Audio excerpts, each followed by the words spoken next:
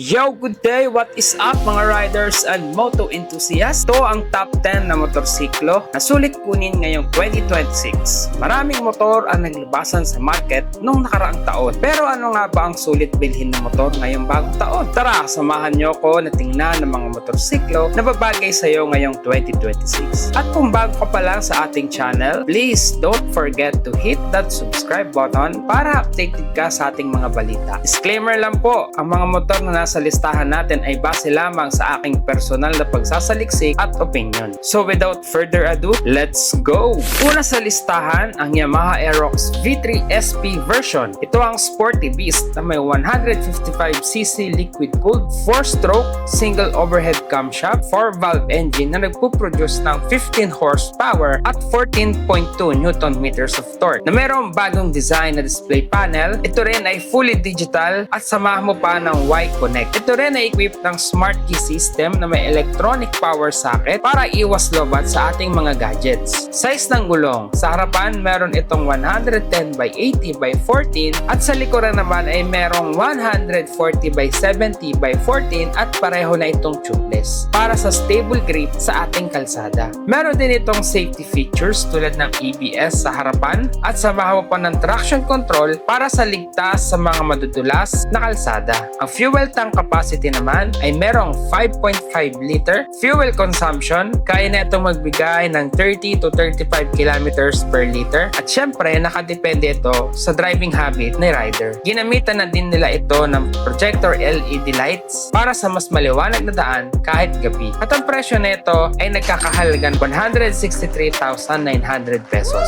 At nandito sa Aerox V3 version ang pinagmamalaki ni Yamaha ang kanilang latest generation na 155cc Blue-Core engine na merong YE-CVT. According sa kanilang website, Blue-Core engine is enhanced with Yamaha Electric CVT or also known as YE-CVT technology. This combination delivers a more responsive ride, offering a heightened acceleration sensation and a refined throttle feel. With variable valve actuation on board, engine seamlessly adjusts to different riding speeds, optimizing performance and fuel efficiency. Sabi ng mga users na nakagamit na nito, ang ganda ng design.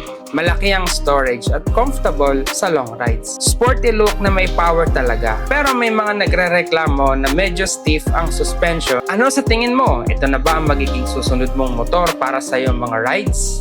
Pangalawa sa ating listahan, ang Yamaha NMAX Turbo na sinasabi ng iba na ito ang merong ultimate ride comfort. Ang maxi scooter na maihahalin tulad sa turbo kung humatak dahil ito sa makabagong teknolohiyang inilagay ni Yamaha sa kanilang bagong NMAX. Ito ay may 155cc liquid-cooled 4-stroke single overhead camshaft 4-valve engine na merong 15 horsepower at meron din itong 14.2 Nm of torque. Samahan mo pa ng TFT panel na may Y-Connect para sa app integration. Ito ay equipped na rin ng smart key system. Sa gulong naman neto, meron itong 110x70x13 sa harap at sa likurang bahagi naman ay meron din itong 130x70x13 at ito ay pareho na ring tubeless. At ang kinagandahan sa unit na ito, meron itong dual ABS channel at traction control para sa ultimate control at safety ng motor. Sa fuel tank capacity, meron itong 7.1 liters at pagdating naman sa fuel efficiency, kaya din nito mag-produce ng up to 35 km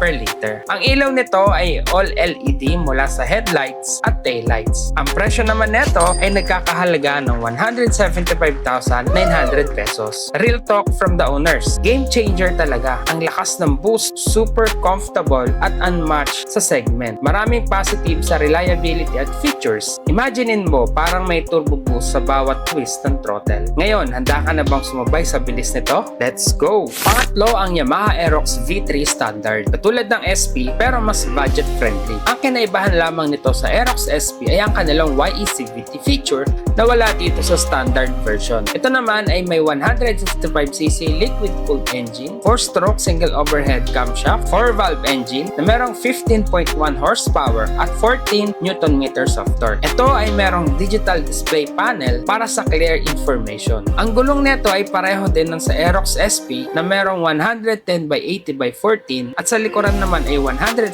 by 70 by 14 at pareho na itong tubeless. Ang safety features naman na nilagay dito ay ang front and rear disc brakes. Katulad ng Aerox SP, ito rin ay ginagamitan ng bagong TFT digital panel display. Ang fuel tank capacity neto ay merong 5.5 liters at ang fuel efficiency neto ay kaya mag-produce ng 30 hanggang 38 km per liter. Sa wakas, ang hiling ng karamihan, nilagay na rin ni Yamaha ang dual disc brake version na ito. Samahan mo pa ng all LED lights at ang presyo neto ay merong 125,900 pesos.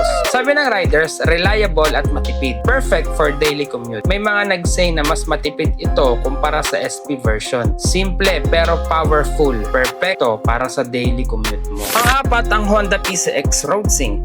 Tech-savvy scooter na mabagay kahit sa semi-formal na pormahan ng mga rider. Ang engine specs nito ay may 157cc, 4-stroke 4-valve single overhead camshaft, liquid-cooled ESP Plus engine na merong 15.8 horsepower at 14.7 Nm of torque. Ang display nito ay merong 5 inches TFT panel na may road sync para sa navigation at calls. Ang gulong nito sa harapan ay merong 110 by 70 by 14 at sa likuran naman ay merong 130 by 70 by 13 at ito ay parehong tubeless. Pagdating sa safety features nito, meron itong ABS sa harapan at traction control.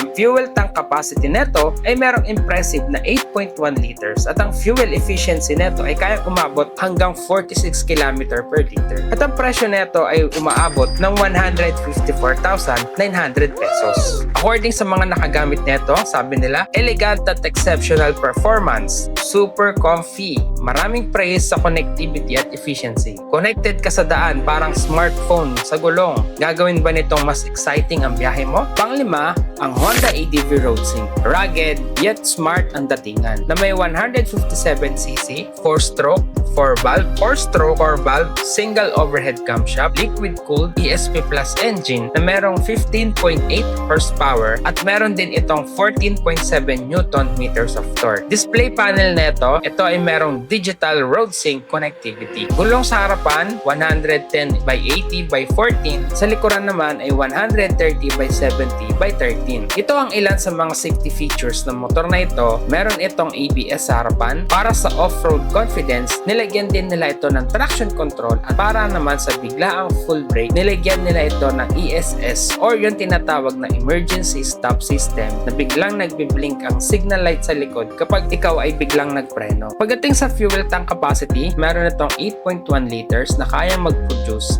ng hanggang 45 km per liter. Wala pang opisyal na presyo na nilabas si Honda Philippines dito sa atin. Pero hopefully, around 5K lang sana yung idinagdag na presyo neto para sa bagong ADV RoadSync. Pang-anim, ang Suzuki Raider Pro 150, ang king of underbones na may 147cc, 4-stroke, dual overhead camshaft, 4-valve, liquid-cooled engine na merong 18 horsepower at 13.8 Nm of torque. Nilagyan nila ito ng bagong digital display panel at ang gulong neto sa harap ay merong 70 by 90 by 17. Sa likod naman ay may 80-90 by 17 at ito ay parehong tubeless. Safety features neto, naglagay ito ng front at rear disc brake na meron ding ABS. Ang fuel tank capacity neto ay 4 liters na kayang magbigay ng around 30 to 35 km per liter para sa long rides. Ang presyo neto, maabot ng 146,400 pesos. Ang pito, ang Honda Giorno. Cute pero capable na may 125cc engine, 4-stroke, 4-valve, single overhead camshaft, liquid-cooled at ESP Plus engine na nagbibigay ng 11.3 horsepower at meron din itong 11.6 Nm of torque. Ang digital panel nito ay katulad ng nasa Honda Click. Gulong, meron itong 12 inches na may sukat na 100 by 90 sa harapan at sa likurang bahagi naman ay meron din itong 100 by 90. Safety, meron itong combi brake system, fuel tank capacity 5.4 liters na kaya mag-produce ng 47 km per liter. Ang ilaw neto ay LED na retro looks at ang presyo neto ay merong 101,900 pesos. Sabi ng mga users, super comfortable seat at retro style na forever classic. Perfect for city and short rides at stylish para sa mga urban fashionista. Pang Pang-walo, ang Honda Click 160i. Sporty daily rider na may 157cc, 4-stroke, 4-valve, single overhead camshaft, liquid-cooled at meron din itong ESP Plus engine. Meron itong 15 horsepower at meron din itong 13.8 Newton meters of torque. Display, full digital. Ang sukat ng gulong neto sa harap ay merong 100 by 80 by 14 at sa likod naman ay merong 120 by 70 by 40 na parehong tubeless. Sa safety feature, meron itong combi brake system. Fuel tank capacity, 5.5 liters at kaya mag-produce ng 46 km per liter na may presyong 116 and 900 pesos. Owner's review, fuel efficient, reliable at smooth sa traffic. Maraming happy sa performance at value, mabilis at matipid, perpekto para sa traffic ng Maynila. Pang-siyam, ang Honda Click 125i 2026. Compact power na may 125cc, 4-stroke, 2-valve, single overhead camshaft, liquid-cooled ESP Plus engine na merong 11 horsepower, meron din itong 10.8 Newton meters of torque. Display neto ay digital din. Gulong 14 inches, tubeless.